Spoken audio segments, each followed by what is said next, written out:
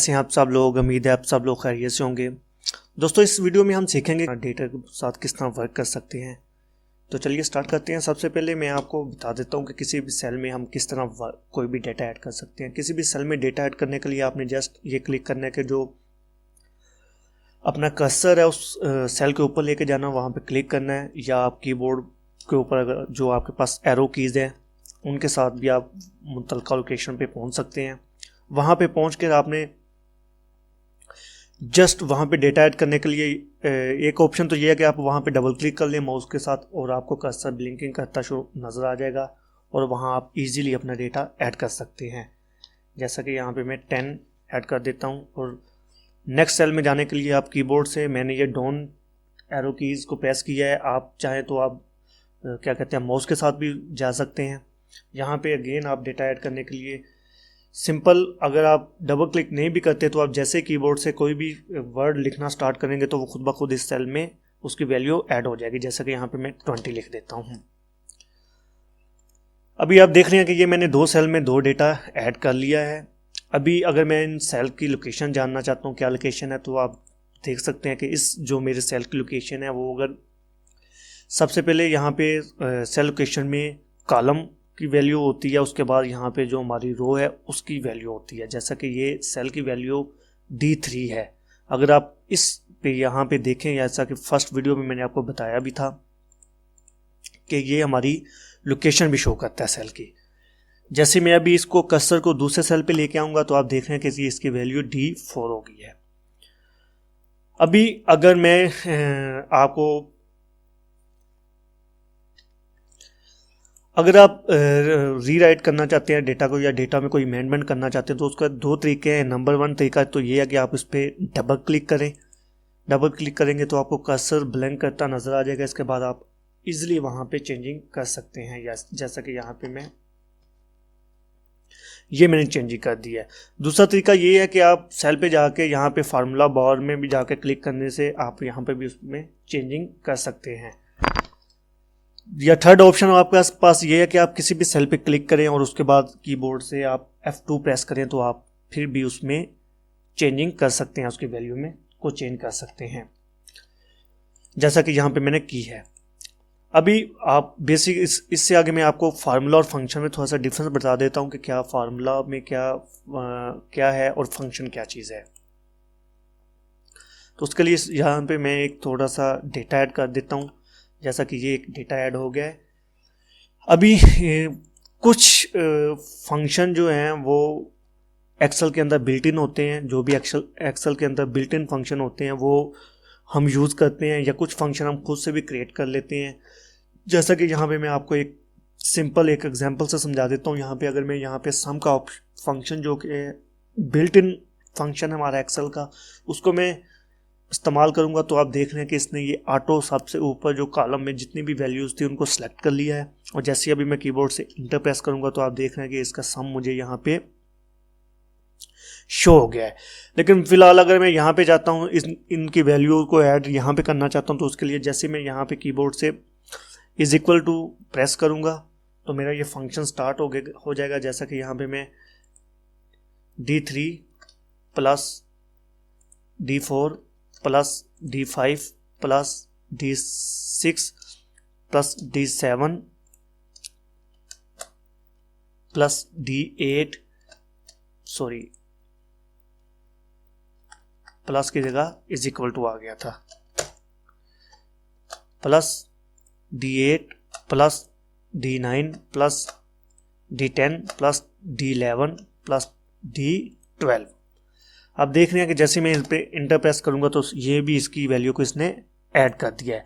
लेकिन इन दोनों में डिफरेंस क्या है? डिफरेंस ये है कि ये जो मैंने सम लिया है ये मैंने फंक्शन के ज़रिए लिया है, जो कि एक्सेल का बिल्ट इन फंक्शन था जो कि सम में आप देख रहे हैं। और ये जो मैंने यहाँ पे कैलकुलेशन की है ये मैंने खुद का एक फार्मूला क्रिएट किया है, एक खुद का फार्मूला लिखा है। तो यहाँ पे क्वेश्चन ये पैदा होता है कि मैंने फार्मूला खुद से क्यों लिखा है, या मतलब अगर एक्सेल में खुद ब खुद बिल्ट इन फंक्शन मौजूद है तो हमें फार्मूला लिखने की क्या ज़रूरत है या खुद से फंक्शन लिखने की क्या ज़रूरत है। तो उसका जवाब ये है कि कई दफ़ा हम ऐसी किसी प्रॉब्लम्स में फंस जाते हैं या हमारे ऊपर कोई ऐसी चीज़ आ जाती है या कुछ ऐसे फंक्शन या कुछ इस तरह के कोई फार्मूलाज लगा रहे होते हैं जो कि एक्सेल में हमारे पास बिल्ट इन मौजूद नहीं होते, तो उनको हम खुद से क्रिएट कर लेते हैं। तो सिंपल ये डिफरेंस था फार्मूला फंक्शन में। मुझे उम्मीद है कि आपको समझ आ गई होगी। अभी आगे हम चलते हैं फाइंड। अगर हम एक्सेल में कुछ भी फाइंड करना चाहते हैं तो वो हम किस तरह करेंगे। उसके दो ऑप्शन है। नंबर एक ऑप्शन तो ये है कि अगर आप यहाँ पे आप देख रहे हैं होम के टैब में, अगर आप देखें तो यह एडिटिंग के जो ग्रुप है यहाँ पे आपको एक ऑप्शन नज़र आ रहा होगा शॉर्ट एंड फिल्टर। उसके साथ आप देख रहे होंगे फाइंड एंड सेलेक्ट का एक ऑप्शन आपको नज़र आ रहा हो। तो जैसे मैं इस पर क्लिक करूँगा तो मेरे पास एक ड्रॉप डाउन मेन्यू ओपन हो जाता है। उसमें जैसे ही आप देख रहे हैं कि सबसे पहला ऑप्शन है वो फाइंड का ऑप्शन। मैं इस पर क्लिक करूँगा तो मेरे पास एक डायलॉग बॉक्स ओपन हो जाता है। अगर मैंने एक्सेल में कुछ भी फाइंड करना हो तो जस्ट मैं इसमें वो ऐड करूँगा तो वो मुझे वहाँ पे फाइंड करके बता देगा। जैसे फ़िलहाल यहाँ पे मैं 2 फाइंड कर लेता हूँ 2।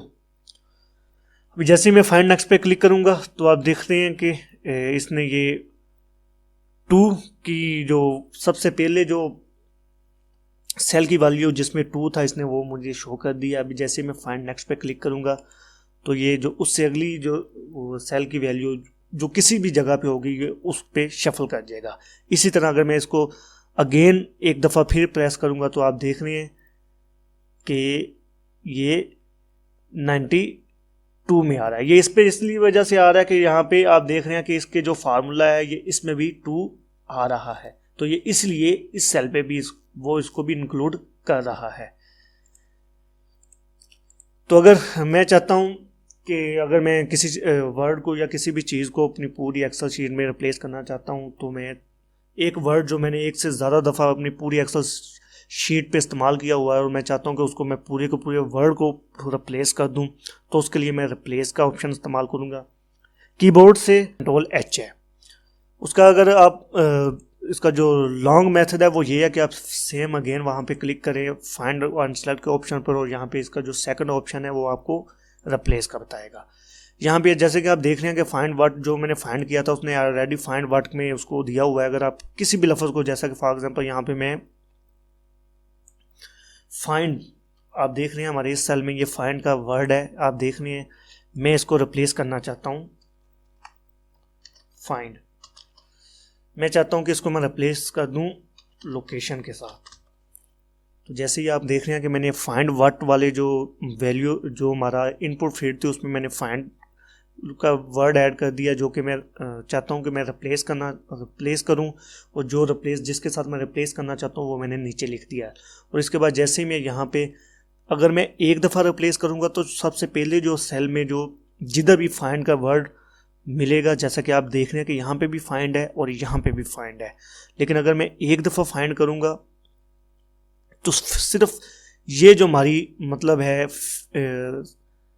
A3 वाली जो सेल की में फाइंड है इससे वो रिप्लेस होगा। मैं प्लेस ऑल पे कर दूंगा तो पूरी वर्क बुक में जिधर जिधर भी फाइंड का वर्ड होगा वो लोकेशन के साथ रिप्लेस हो जाएगा। जैसे कि अभी मैं यहाँ पे आपको एक दफ़ा रिप्लेस कर, लेकिन उससे पहले मैं देखना चाहता हूँ कि मेरी इस एक्सेल में कितनी जगह पे इस जो मेरी वर्क बुक है इसमें कितनी लोकेशन पे ये फाइंड का वर्ड यूज़ हुआ है। तो उसके लिए मैं फाइंड ऑल पे क्लिक करूँगा तो आप ये देख रहे हैं कि ये यहाँ पे इसने मुझे वो लोकेशन बता दी है। मैं इस पर अगर क्लिक करूँगा तो ये वो मुझे लोकेशन बार बार शो भी करता रहेगा। ये इसमें इसने मुझे बता दिया कि ये 2 वैल्यूज़ हैं जो सेल की लोकेशन है उसमें उसने बता दिया है। ये यहाँ पे बुक का नाम आ रहा है, ये जहाँ पे ये देखें सेल्स कार्ड है, और शीट का नाम यहाँ पे वर्क विद डेटा है। उसमें भी बता रहा है कि जो सेल A3 है उसमें एक फाइंड वैल्यू यूज़ हुई है और दूसरी जो हमारी यूज़ हुआ है फाइंड का वर्ड वो A5 में। जैसे कि आप यहाँ पे देख रहे हैं ये 2 लोकेशन पे हमारा फाइंड का वर्ड इस्तेमाल हुआ है। अभी मैं चाहता हूँ कि मैं इसको रिप्लेस करूँगा। अगर तो मैं सबको रिप्लेस करना चाहता हूँ तो फिर मैं रिप्लेस ऑल कर दूंगा। अगर मैं 1 बाय 1 रिप्लेस करना चाहता हूँ या मैं ऐसा चाहता हूँ कि किसी जगह पे मैंने चेंज करना है किसी जगह पे नहीं करना, तो उसके लिए मैं रिप्लेस 1 बाय 1 मैनुअली करता जाऊंगा और जिस पे को मैंने नहीं करना उसके आगे मैं फाइंड नेक्स्ट पे करूंगा तो वो उसको स्किप कर देगा, अगली लोकेशन पे शफल कर जाएगा। लेकिन मैं चाहता हूं कि मैं सब पे रिप्लेस कर दूं तो इसके लिए मैं एक ही दफ़ा रिप्लेस ऑल पे क्लिक करूंगा। तो जैसे ही मैं रिप्लेस ऑल पे क्लिक करूंगा तो ये यहाँ पे मुझे एक डायलॉग बॉक्स शो होगा। जिसमें वो मुझे बताएगा कि उसने टोटल कितनी रिप्लेसमेंट की हैं। जैसा कि ये बता रहा है कि all done we made 2 replacement, इसने 2 जगह पे रिप्लेस कर दिया। अभी मैं आपको बता भी देता हूँ कि यहाँ पे आप देख रहे थे कि A3 में हमारे पास फाइंड का वर्ड लिखा आ रहा था और दूसरा हमारे पास A5 में लिखा आ रहा था, और अब उसकी जगह पे ये वर्ड लोकेशन के साथ रिप्लेस हो गया है। अभी नेक्स्ट ऑप्शन में मैं आपको बताता हूँ कि आप गो टू ऑप्शन का कैसे इस्तेमाल कर सकते हैं। अभी मैं अंडू और रीडू का आपको बता देता हूँ कि किस तरह अंडू और रीडू क्या चीज़ है। अगर मैं चाहता हूँ कि जो मैंने चेंजिंग की है, रिसेंटली जो चेंजिंग की है, उससे एक स्टेप मैं पीछे जाना चाहता हूँ। जैसा कि अभी आप देख रहे हैं कि मैंने रिसेंटली जो चेंजिंग की थी वो मैंने क्या कहते हैं रिप्लेस वाला ऑप्शन इस्तेमाल किया था। तो अभी मैं अगर मैं रीडू करना चाहता हूँ, अंडू करना चाहता हूँ, एक स्टेप बैक जाना चाहता हूँ, तो मैं कीबोर्ड से Ctrl+Z प्रेस करूँगा। तो आप देख रहे हैं कि ये फाइंड वाला एक स्टेप पीछे चला गया हूँ और जो मैंने रिप्लेसमेंट की थी वो सेम अपनी पहली वाली पोजीशन पे आ गई है। तो अगर मैं दोबारा वही चेंजिंग करना चाहता हूँ तो फिर मैं रीडू करूँगा, उसके लिए मैं Ctrl+Y का ऑप्शन यूज़ करूँगा और फिर उसने सेम वही चेंजिंग कर दिया। यहाँ पे गो टू का ऑप्शन क्या किस लिए इस्तेमाल होता है? अगर आप एक बहुत ज़्यादा डेटा आपके पास लिखा हुआ है, आपकी शीट में बहुत ज़्यादा डेटा आपके पास मौजूद है, तो आप किसी वैल्यूज़ पे जाना चाहते हैं या आप कोई स्पेसिफिक किसी वर्ड पे जाना चाहते हैं, तो उसके लिए आप गो टू का ऑप्शन इस्तेमाल करते हैं। कीबोर्ड से इसकी जो शॉर्टकट की है वो Ctrl+G है। अगर आप लॉन्ग मेथड इस्तेमाल करना चाहते हैं तो इसके लिए भी सेम आप फाइंड एंड सेलेक्ट वाले ऑप्शन पर क्लिक करेंगे तो जो थर्ड ऑप्शन होगा वो गो टू का ऑप्शन है। और जैसे ही आप अपने माउस को इसके ऊपर लेके आएंगे तो इसके नीचे एक छोटा सा क्या कहते हैं कि एक छोटा सा बॉक्स शो हो रहा है जिसमें वो आपको Ctrl+G इसकी शॉर्टकट की भी बता रहा है। तो आप जैसे इस पर क्लिक करेंगे तो उसके बाद ये रेफरेंस पूछेगा। अगर आप किसी सेल की लोकेशन में जाना चाहते हैं, फॉर एग्जांपल मैं इसमें जाना चाहता हूँ, ये D3 बनती है, तो इसके लिए मैं D3 करूँगा। उसके बाद जैसे मैं क्लिक करूँगा तो आप देख रहे हैं कि इस पर D3 की जगह पे सेल वाली वैल्यू पे ये आ गया है। अगर मैं चाहता हूँ कि मुझे इस पूरी शीट में के जिधर जिधर फार्मूलाज लगे हैं वो मुझे शो हों, उसके लिए मैं यहाँ पे स्पेशल पे क्लिक करूँगा। स्पेशल पे क्लिक करने के बाद यहाँ पे मैं फार्मूलाज पे क्लिक करूँगा और फार्मूला पे क्लिक करने के बाद जैसे ही मैं यहाँ पे इस जो इसके अंदर जितने भी ये बॉक्सेस हैं वो चेक होने चाहिए। उसके बाद जैसे ही मैं ओके करूँगा तो आप देख रहे हैं कि जिधर जिधर फार्मूलाज या हमारा फंक्शन का इस्तेमाल हुआ है उसने वो हाईलाइट कर दिया। अगर आप देख भी रहे हो ये रोज़ में भी उसने उसको इंडिकेट कर दिया है और इसी तरह ये कॉलम में भी इंडिकेट कर दिया और फर्दर जो सेल हैं उनको भी उसने हाईलाइट कर दिया है। तो मेरी आज की वीडियो यहाँ तक की थी। अगर आपको फिर भी कोई चीज़ समझ नहीं आई है तो आप इस वीडियो के कमेंट सेक्शन में मुझसे पूछ सकते हैं या वहाँ पे मेरा ईमेल दिया गया है, आप वहाँ पे मुझे ईमेल कर सकते हैं। तो अपना बहुत सा ख्याल रखिएगा, मिलते हैं अगली वीडियो में, तब तक अल्लाह हाफिज़।